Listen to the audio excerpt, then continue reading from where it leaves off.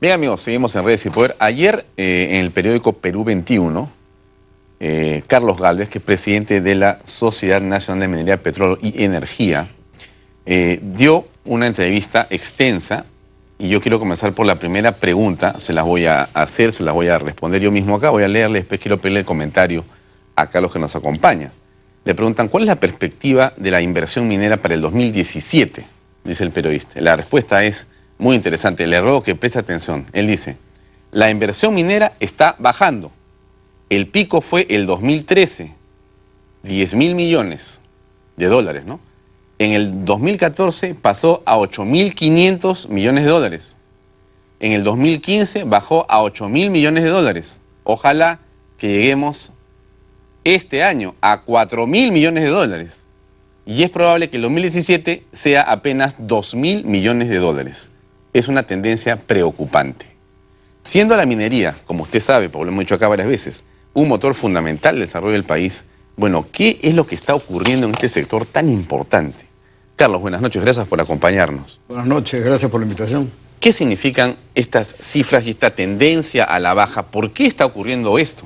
Bueno, esta es la consecuencia de una historia que ya venía gestándose desde la campaña electoral anterior, del año 2011. Desde el 2011 viene esto, porque tú estás hablando del año 2013, que eran 10.000 millones. Es el pico de la inversión. Pero esto se gesta desde el año 2011, del famoso agua sí, oro no. ¿Por qué se gesta ahí? Bueno, precisamente en esa campaña, con el afán de ganar votos, lo que se hizo fue poner en contraposición la inversión minera sobre pretexto del agua. Entonces, eso generó grandes temores en la población. Y luego de eso, lo que ocurrió fue que este señor Humala cambió de opinión. Ya una vez asumía la presidencia, dijo Conga va, y Gregorio Santos, que era su aliado de la campaña electoral, se sintió traicionado y entonces le hizo la guerra y le dijo Conga fue. ¿No es cierto? Ese es el primer punto donde se da el conflicto, y la compañía Yanacocha, que estaba llevando adelante el proyecto Conga, después de haber invertido 1.500 millones de dólares, se vio forzado a la paralización de esa construcción. ¿Cuál fue el esquema allí? El esquema fue: sometamos el estudio de impacto ambiental a una revisión por parte de un tercero. Eso ya generó una grave desconfianza en el país, pero además generó en ciertos grupos políticos el mecanismo claro: ok, de aquí para adelante lo que nosotros tenemos que hacer es pedir revisión de estudios de impacto ambiental.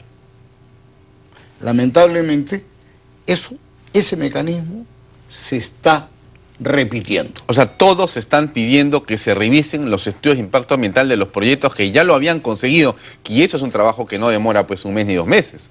Son 2 o 3 años para lograr un EIA. No solamente eso, sino que pone en tela de juicio la validez de los estudios de impacto ambiental, lo cual está muy mal, porque esos estudios de impacto ambiental no son juego, han sido debidamente revisados y han sido debidamente aprobados por la autoridad.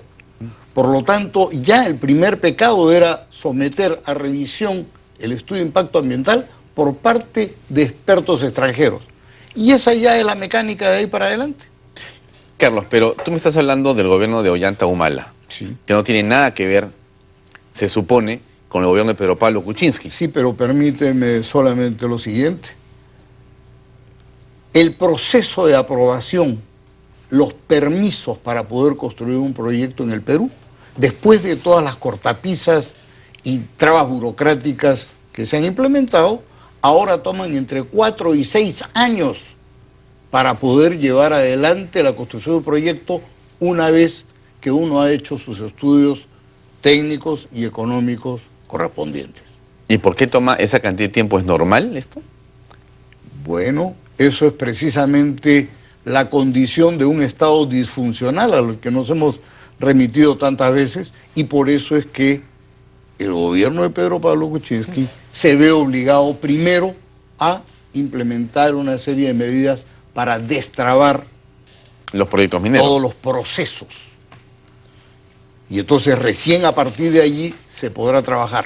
Pero en paralelo subyace esta corriente social de reacción a la industria extractiva, de reacción adversa a la extracción minera. Pero ¿cómo se entiende esto siendo la minería una de las industrias que genera mayor cantidad de impuestos en general para el país y que tiene que ver con los picos de crecimiento que tiene el Producto Bruto Interno en general y que da tanto trabajo en industrias conexas, etcétera? ¿Cómo es posible que siendo este gobierno un gobierno lleno de tecnócratas y gente que entiende de qué se trata todo esto, estemos en esta situación con proyectos como Las Bambas u otros? Hace poco está la mina, lo leí el viernes, de Hochschild, hay una mina, no recuerdo el nombre, así es, que ha parado su operación porque tienen cerradas las vías. Sí, entonces, ya llevaba paralizado 30 días. Y entonces esto suele ser, estamos en una suerte pues de parálisis en el país del sector minero, pero eso es un suicidio para el país.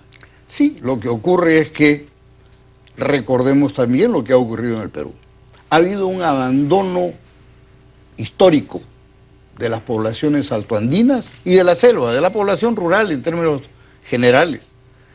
Y entonces, en el fondo les preocupa poco que una mina o un proyecto o cualquiera produzca y genere impuestos, porque al final a ellos no les ha regresado nada.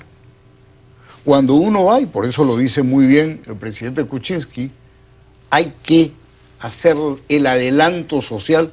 En el fondo él lo denomina políticamente así, pero es resarcir de ese abandono histórico a esas poblaciones.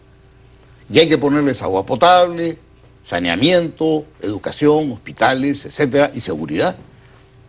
Pero eso es un tema que se tiene que rectificar, se tiene que corregir. Ya, pero ¿quiénes asusan esto? ¿Quiénes están extorsionando al sector minero? ¿Qué está ocurriendo detrás de esa protesta que podría ser legítima y entendible a efectos de querer mejorar su situación de vida? Bueno, lo que acabo de explicar es precisamente la base sobre la cual subyace estas condiciones propicias para la protesta. Y entonces aquí entran fuerzas distintas, unas ideologizadas, de izquierda, que promueven precisamente esta protesta porque no les interesa, están muchas veces relacionados al post-extractivismo. Y hay otros que son intereses económicos puros y duros, como el de aquellos hermanitos que menciono en esa entrevista, ¿no? Que lo que están pidiendo es el 40% de comisión de éxito por extraerle a una compañía su demanda de 155 millones de dólares. Y lo mismo ocurre ahora con la plataforma de Chumbivilcas, la plataforma de lucha de Chumbivilcas. ¿Qué pide? La primera cosa que pide es la revisión, evaluación y modificación de los estudios de impacto ambiental de Las Bambas, Jabey, Anabi y Ares. O sea, ya ahora eso es normal, hay que pedir la revisión del estudio de impacto ambiental. Pero ¿cómo se puede revisar algo que ya se acordó hacer y que está aprobado por el Estado? No se puede revisar eso. Bueno, por eso es justamente que en la entrevista que me refiero de ayer hago la referencia a este mandato legal que es de actualizar los estudios de impacto ambiental con periodicidad de cada 5 años. Eso es lo que la ley señala. Eso es lo que la ley señala y por eso es que no me parece correcto que el ministro de Transportes, en su participación en Las Bambas, exija que esa revisión de estudio ambiental, de impacto ambiental debe estar en marzo. No es lo que la ley dice. Para el caso de Las Bambas, lo que ellos tienen y les toca es para octubre del 2017. Del año 2017, o sea, del año entrante. Pero ¿a qué viene decir en marzo? ¿No? En fin, pero eso da pie precisamente a que venga como primer punto de plataforma de lucha. ¿Qué cosa es la otra cosa que es importante? Las carreteras, todo eso lo entiendo. Pero la primera es presencia del gobierno nacional, 7 ministros. 7 ministros van a ir a ver este asunto. El otro punto, firma de convenio marco con las empresas mineras. ¿Qué es eso? el 10% de las utilidades para empezar.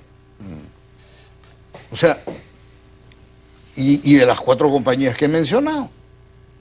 Entonces, acá hay un interés económico directo. Y por supuesto, revisión del seguro agrario, bono minero para magisterio. O sea, ya la actividad minera debe pagar cualquier cosa que se antoje.